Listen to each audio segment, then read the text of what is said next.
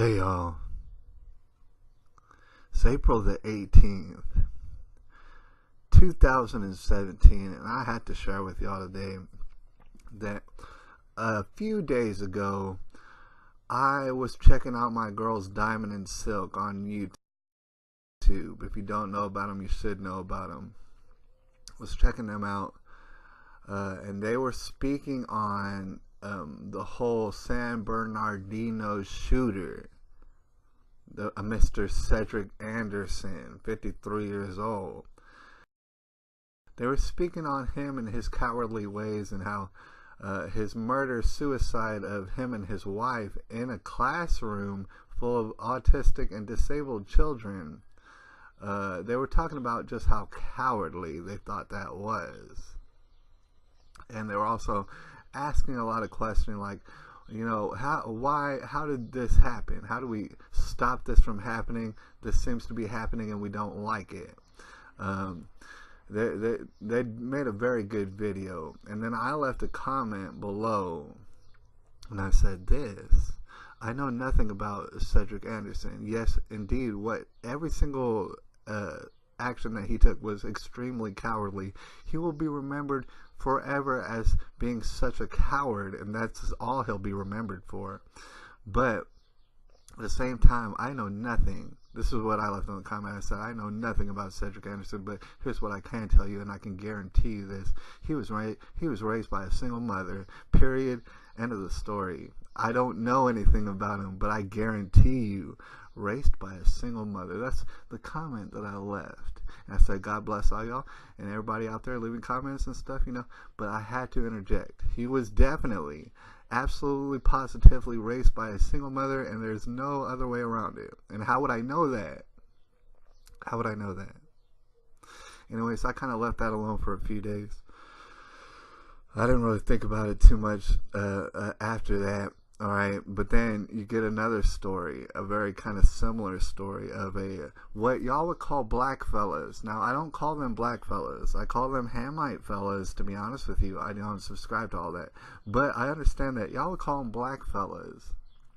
And there's another black fella who went ahead and murdered, seemingly for no reason, this old man in Cleveland, Ohio. And he did it over Facebook. Alright, Facebook Live. He Facebook Live did. Killed this old man. Right. And that would be another black fella doing just the most cowardly thing that you could possibly think of. Wilding out and shooting this old man for no good reason. Because he was upset. He, like Cedric Anderson, was very upset. He had relationship problems. He was upset by them. Alright, very upset. Alright, so you're starting to see common denominators between what you would call two black fellas, and the fact that they were very upset by their relationship problems and stuff like that. You notice that. Alright, here's an interesting thing about Mr. Steve Stevens. First of all, your parents had to have hated you since birth. Call you Steve Stevens. Alright, his nickname was Stevie Steve, apparently. Alright, this guy over here, he went ahead and he killed an old man in Cleveland, Ohio. No good reason. He was upset about his relationship.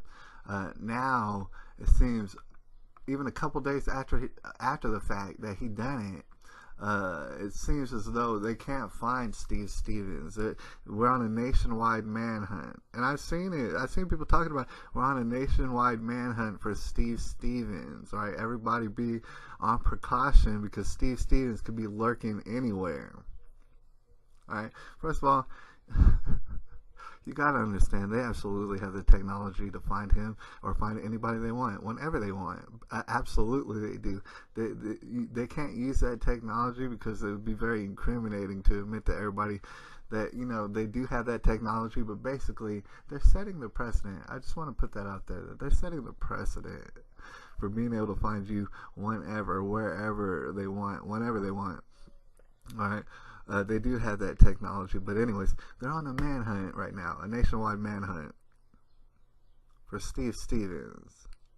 Alright, what I want to explain to you is that is absolutely preposterous. If you ever seen a photo of Steve Stevens, and I know a lot of y'all have. If you ever seen a photo of this man, you gotta understand he cannot hide anywhere. This guy is, it's impossible to hide. You just look too unique, bro. Alright, your body and your structure, you're 6'1", like 244 pounds. Alright, you cannot hide. There is no hiding for you. So, I mean, Steve Stevens might be hiding in a closet right now, but as soon as he steps out of that closet, guess what? He's going to be found out. He's Steve Stevens. He's a very noticeable man. You know, so the idea of a nationwide manhunt is kind of preposterous. But, you know, now everybody knows who Steve Stevens is, all right? So you're going to find this man with the greatest of ease. You're not going to need to bust down Facebook doors and bust down their back doors and get all sort of secret entry codes and stuff like that, which is what the government wants, which is what Facebook kind of wants, but they want everybody else to agree to it as well. It's not going to be hard to find Steve Stevens, but here's the thing. That's really not what's important. What's important today is the similarities, the commonalities between a Steve Stevens and a Cedric Anderson.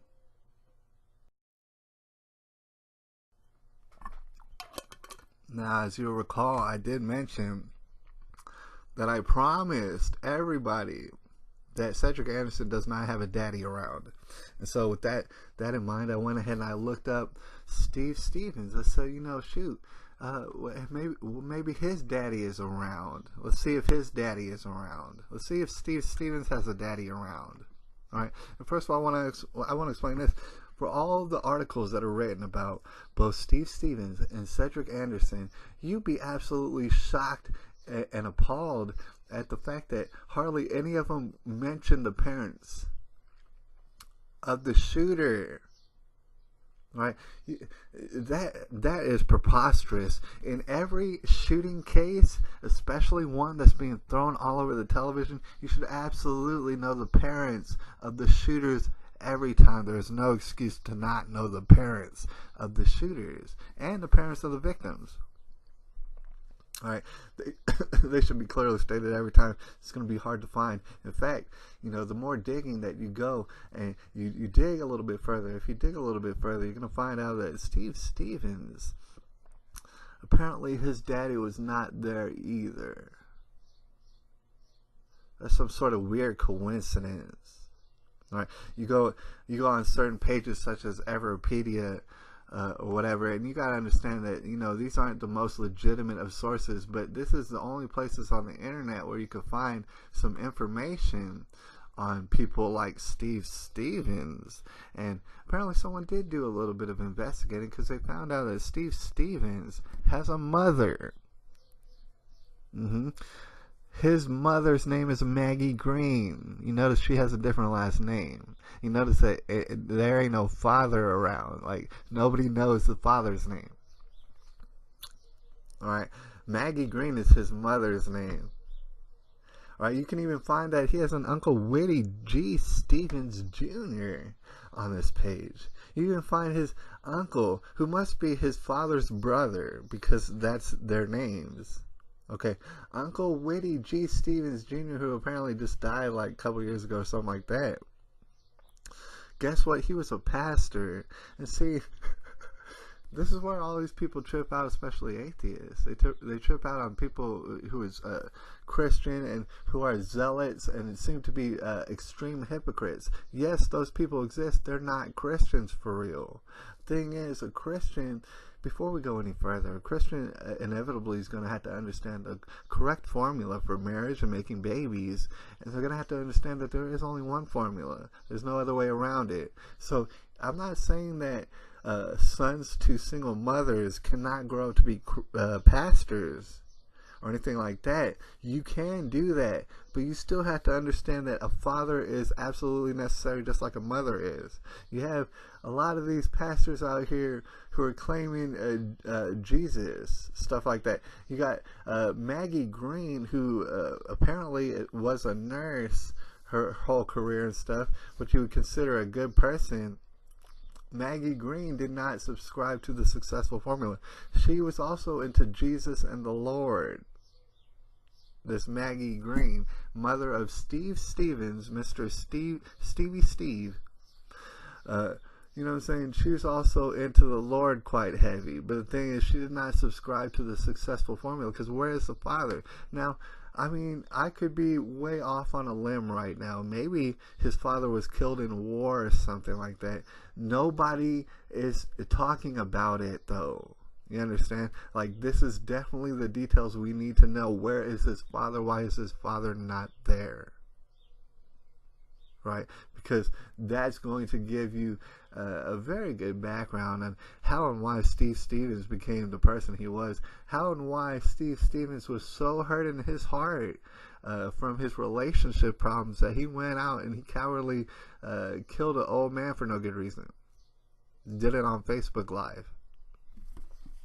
Alright, and then you got Cedric Anderson. I went ahead and I did a little bit more digging on Cedric Anderson. No, I could not find his father at all. I could not find his father. Yet again, you have another example of this Christian zealotry and stuff, this off-putting and awkward Christian talk that comes from people that totally it causes atheism, basically, because these people are such hypocrites that it's disgusting and it's absolutely apparent. Alright, you have a Cedric Anderson. I want to explain more about his story. This is the guy who killed his wife of like 3 months, and they've been estranged for like 1 month. He killed his wife in an elementary school classroom filled with all sort of special ed children who are going to be scarred for life. He went ahead and he did that. Alright, and here's some of the details that you can go ahead and dig up on a Mr. Cedric Anderson. He's 53 years old, right? First of all, he did have Navy experience and stuff. He might have had PTSD, alright, and that might be crucial in his story and explaining his story. But he was in the Navy, right? Alright. Later on, he became a 53 years old man who didn't have a job. Unemployed, basically. He was what you would call a pastor, like a community pastor. This man, Cedric Anderson, 53, who didn't have a job. Pastor does not pay very well, by the way, in lots of cases. Alright, so here's a pastor right here, unemployed, can't get a job. He gets married. He falls in love with Karen Smith, and Karen Smith falls in love with him. She's also 53 years old. For some reason, looking for the love of their lives, and they found him. Alright, so they get married. Thing is, man, when you start reading about details surrounding Cedric Anderson and Karen Smith, it starts to become more and more alarming. More and more alarming. You gotta understand, Cedric Anderson, you're not gonna be able to find his father. You're not gonna be able to find Karen Smith's father, really, either. You're gonna be able to find Karen Smith's mother, though. Her name is Irma Sykes. Yeah, that is a different last name. I don't know where the father is to Karen Smith. Alright, but you got a 53 years old man who's an unemployed, basically part-time pastor. He gets married with Karen Smith. Karen Smith is being described as she loved the Lord, and she knows she loved to serve the Lord, and she's just blessed in her heart. I'm not saying that she did not have a zealous, she probably had something of a zealous nature for the Lord and stuff like that, but you gotta understand, she did not subscribe to the successful formula of man and woman, or mother and father, they make babies, and that's sacred and consecrated. I mean, this is a 53 years old lady. She already had prior children and things like that. Alright, so she loved the Lord and stuff, but you know what? She ain't never had her daddy around, and that's the thing about it. That's where it causes problems in her discernment, because she didn't have her daddy around. Neither did Cedric Anderson. I mean, this guy, he loved guns. I mean, you see details from his like Facebook posts and things like that, and this dude loved guns. He loved Black Lives Matters. You know what I'm saying? He didn't really have a taste for cops and things like that, and he posted up stuff like that. He did not have a daddy around. And that's what I want to drive home. He never had a daddy around, and not only that, he never understood that not having a daddy around is a major obstacle that you have to overcome spiritually and personally. You can't run around talking about, oh, I love Jesus, oh, this and that, and I'm going to start spouting out some crazy shit on the internet and talking about, oh, I love Jesus, but except I don't know who my daddy is, and I don't care because my mama was my mommy and my daddy. All right, your mama cannot be your mommy and your daddy. It's just not going to happen. And when you convince yourself of the lie that your mama can be both your mama and your daddy, you're subscribing to a system of failure. You're not subscribing to mother and father make baby. All right, and that's success. Husband and wife, they make the babies, and that's children, and they wind up getting married and making more children. That is the formula to success. Not subscribing to it. You got these, and they're just very confused. And you know what? They're grown men. They're 30 some odd years old. They're 50 some odd years old, and they still do not understand that there is a formula for making successful babies. They can't admit it to themselves.